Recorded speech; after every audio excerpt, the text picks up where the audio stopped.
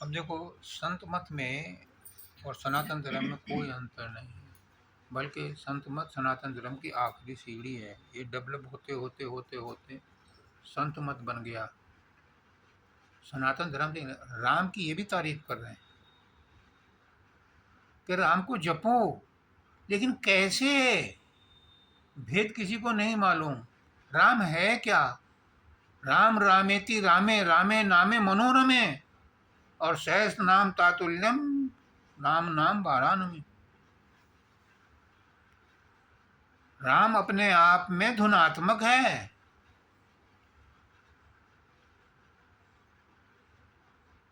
राम का रह ना हो तो राधे श्याम आधे श्याम रह जाएं। राधा का रकार ना हो, राम का रकार ना हो तो आम रह जाएगा, राम नहीं रहेगा। राम को कैसे जपना है? ये रमना है। राम वही है जो रमा रहता है सब में, सबका रमता राम है। उसे तो कोई समझता नहीं। और राम के नाम के ऊपर मंदिर, राम के मंदिर के ऊपर झगड़े होते हैं, और इतना झगड़ा होने के खत्म हो गई। जिसका उन्हें इतना ज्यादा अभिमान था। तो हमारे गुरुजी कहते हैं कि किस राम की पूजा कर रहे हो? किस राम को? तुमने राम को समझा क्या? एक राम दशरथ का बेटा जो अयोध्या में पैदा हुआ था, जिसके ऊपर इतनी मारकाट हुई। एक राम दशरथ का बेटा, एक राम घट घट में बैठा, वो सबके मन में बैठा हुआ है। और एक राम का सकल पसारा, एक राम दुनिया से न्यारा। चौथी अवस्था आ गई। तो राम को समझो, राम क्या है? कौन से राम से मिलना चाहते हो? जिस राम से मिलना चाहोगे वही राम मिल जाएगा। गुरु मोह अपना रूप दिखाओ, देख ले जा करके। अयोध्या में रामलला के दर्शन कर ले, स्थूल रूप में मौजूद है। दूसरा घट घट में मौजूद है। अपने अंदर में रटन लगाओ राम की, वो प्रकट होगा। और हनुमान जैसे करते हैं वैसे कर लो। राम का नाम लेते ही उड़ जाओ, क्योंकि राम की शक्ति राम के नाम में है। और एक नाम का, राम का सकल पसारा। ये कोटि कोटि ब्रह्मांड उसी राम ने बनाए। एक आपके अंदर रहता है, एक कोटि कोटि ब्रह्मांडों में रहता है। और एक राम इन सबसे न्यारा। वो परात पर ब्रह्म है, वहां तक कोई नहीं पहुंचता। तो जिनको चाह राम की साधो, राम उन्हें मिल जाते हैं। राम तो चाहने से मिल जाएंगे, लेकिन आपको ये छांटना कि कौन से राम से मुलाकात करनी है आपने। इस कॉलोनी में नाम नाम राम के नाम के 4 आदमी हो तो किससे मिलना चाहते हो? अगर मैं राम से मिलना चाहता हूँ, तो भाई राम के आगे कुछ और तो लगा, किससे मिलना चाहता है?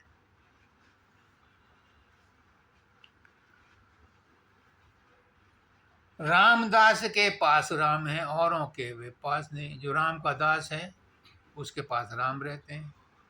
भगवान कहते हैं, कृष्ण भी कहते हैं कि मैं अपने भक्तों के हृदय में रहता हूँ। ना हम बसंती वैकुंठे,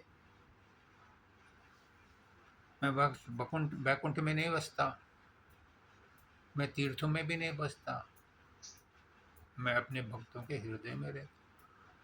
और इसीलिए दाता दयाल डंके की चोट पर कहते हैं कि उस मुसाफिर को कहीं जगह नहीं मिलती, और मैं चूंकि उसका नाम लेता रहता हूँ तो उसका डेरा मेरे घट में ही बना रहता है। वो कोई उसे याद नहीं करता, मैं उसे याद करता हूँ तो मेरे पास ही रहता है। रामदास दास बन जाओ उसके। और दास बनना बहुत टेढ़ी खीर है। तुम तो मालिक बनना चाहते हो, खरीदना चाहते हो। अगर राम बाजार में बिकने लगे तो मुकेश अंबानी थोड़ा ना तुम्हें खरीदना देगा, सारे खरीद लेगा एक साथ। लेकिन गरीबों का क्या होगा? तो वो कहते हैं कि मैं तो गरीबों का ही हूँ, अमीरों का नहीं हूँ। अमीर लोग भी करते हैं गुरु, और बड़े बड़े गुरु करते हैं सिर्फ स्टेटस सिंबल के लिए। हमने गुरु किया है, जैसे हमने पोर्स कार्स खरीद ली, हमने कौन सा महंगा कुत्ता है वो, हमने अल्सेशियन कुत्ता खरीद लिया। ऐसे ही हम उन बड़े बड़े सेठ हैं, इंडस्ट्रियलिस्ट हैं, ये भी गुरु करते हैं स्टेटस सिंबल के लिए, कुछ चीज़ को करते हैं। मुरारी बापू कुछ के गुरु हैं ऐसे ही, अंबानी के गुरु मुरारी बापू ही हैं। दूसरे लोग ऐसे ही गुरु करते रहते हैं। तो रामदास के पास राम है, औरों के वे पास नहीं। जो राम का दास नहीं हो सकता, राम उसके पास नहीं आ सकता। क्योंकि राम को क्या प्यारा लगता है? दीनता। जो दीन बन करके राम के पास जाएगा, राम उसे मिल जाते हैं। और जो बहस मुबासे करते हैं राम के ऊपर, कृष्ण के ऊपर, ये राम बड़ा है, कृष्ण छोटा है, शिव शंकर बड़े हैं, ये छोटे हैं, विष्णु ये है, वो है, वेदों में ये लिखा है, संत मत में ये लिखा है, कुरान में ये लिखा है, इंजील में ये लिखा है। जो बहस मुबासे करते रहते हैं, वाद विवाद करते रहते हैं, उन्हें राम नहीं मिलता। वो वाचक ज्ञानी होकर के रह जाते हैं। वाद विवाद में राम नहीं है। राम ने पूछा पेकी में, जो पूछताछ ही करते रहते हैं, अभी शुरुआत ही नहीं हुई, बस पूछना ही शुरू कर दिया। पहले सेटिस्फाई हो जाओ। किस किस दृष्टिकोण से सेटिस्फाई हो गए? कहाँ मिलेगा सेटिस्फाई करने वाला? कोई नहीं मिलेगा। यहाँ तर्क वितर्क नहीं है, यहाँ समर्पण का रास्ता है और बहुत सहज है। मैं तेरी तू मेरा, खत्म, झगड़ा ही खत्म। किसी के सामने किसी भी देवी देवता के सामने समर्पण कर दो, मैं तेरी तू, पर एक के सामने, 10-20 के सामने नहीं। हिंदुओं में यही कमी है कि हम दसों भगवान को मानते हैं और कोई भी उसकी मदद नहीं। एक को मानो, एक ही साधे सब सदे, सब साधे सब जाए। और एक मूल को सींचिए, फले फूले अघाए। पूरा पेड़ फलित होगा, मूल को सींचिए।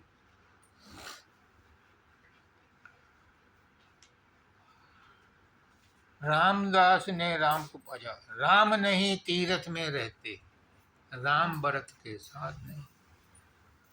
रामदास रामदास के हाथ राम है, औरों के वे हाथ नहीं।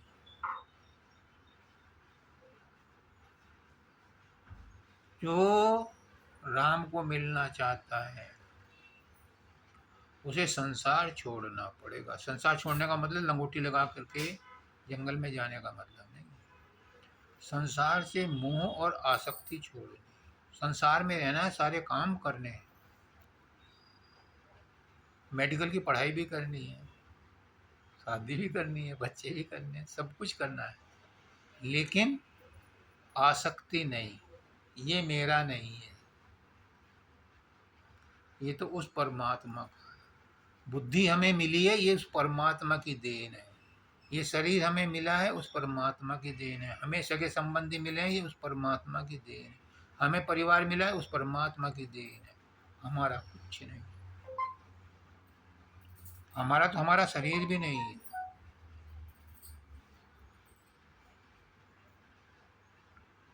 तो उस दिन मैंने कहा था कि हमारा और परमात्मा का क्या संबंध है, जैसे बूंद और सिंधु का संबंध है,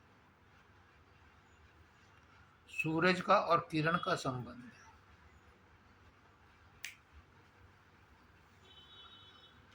बूंद सिंधु से अलग है, कब तक?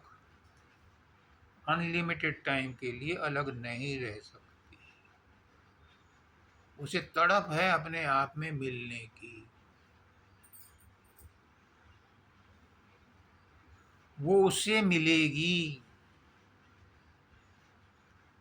एक लहर, एक नहर रेगिस्तान में पहुंची तो वो सूखते सूखते एक बूंद रह गई। उसे बड़ा अफसोस हुआ, पीछे देखा, कुछ नहीं था उसके पीछे। एक पक्षी कहता है कि बूंद तो क्यों अफसोस कर रही है, अब मैं तो मिट रही हूँ। अब तेरे बचने का एक तरीका है, क्या? कुछ तू अपने आप को सूरज के अर्पण कर दे, ये तुझे समुद्र तक पहुंचा देगा।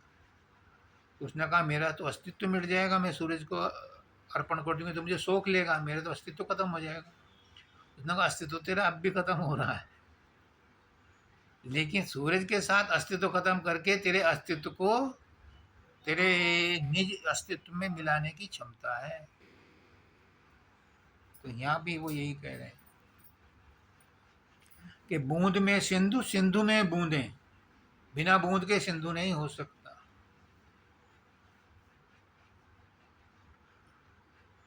सिमट सिमट जल भरा ही तलावा, उस दिन आया था, एक एक बूंद से ही समुद्र बना है। तो बूंद समुद्र की शक्ति है और बूंद की शक्ति समुद्र है। जो गुण समुद्र में है वही बूंद में है। वो बात दूसरी है कि जब ये बॉम्बे हाई में गई थी, इनने डिप लगाई थी, समुद्र की तह में जब ला करके इसने पानी का सैंपल ला कर देखा, वो मीठा था। क्यों मीठा था? क्योंकि ऊपर ऊपर ही बुराई है, अंदर में आत्मा शुद्ध और निर्मल है।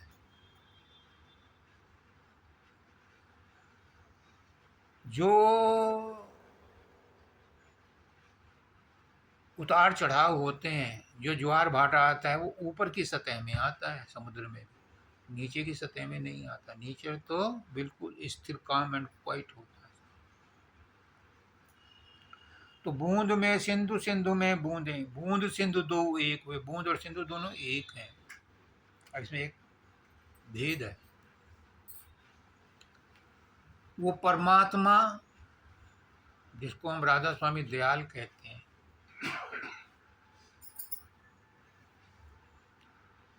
वो सोत पोत है, वो ऑल इन ऑल है। सतलोक में सतपुरुष सिंधु है, वो आत्माओं का सागर है। और सतगुरु लहर है, और हम सत्संगी उसकी बूंदें हैं। सतगुरु लहर है, लहर क्या है? बूंदे ही हैं। और वो लहर समुद्र में मिलती है तो बूंदें भी समुद्र में मिलती हैं, और समुद्र फिर सोत पोत में मिल जाता, महाप्रलय के बाद सब एक हो जाता है। तो राधा स्वामी दयाल है। बूंद में सिंधु, सिंधु में बूंदें, बूंद सिंधु दो एक हुए, और बूंद सिंधु का झगड़ा मन में उनके लिए अनेक हुए। जो बूंद और सिंधु में ही डिस्कशन करते रहते हैं, वो बातों का बतंगड़ बनाते रहते हैं, करते रहो, उनमें कुछ नहीं मिलेगा। कितने ही HO2 करते रहो, HO2 से पानी पीने लायक नहीं बनता। पानी तो बन जाएगा, लेकिन वो पीने लायक नहीं बनेगा। पीने लायक कौन सा होगा? अच्छा हाँ, एक और बात आई। एक शिष्य ने पूछा कि समुद्र खारी है, नदियों का पानी मीठा है, जबकि आता ये भी वहीं से, ऐसा क्यों है?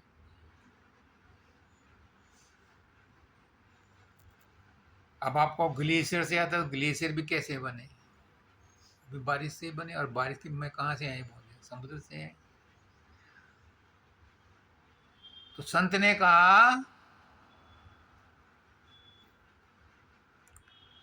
कि जो छोटा होता है उसमें मिठास होता है, जो बड़ा होता है वो निर्लिप्त होता है, निर्विकार होता है, उसे स्वाद होता ही नहीं उसके अंदर। तो समुद्र के अंदर कोई स्वाद नहीं है।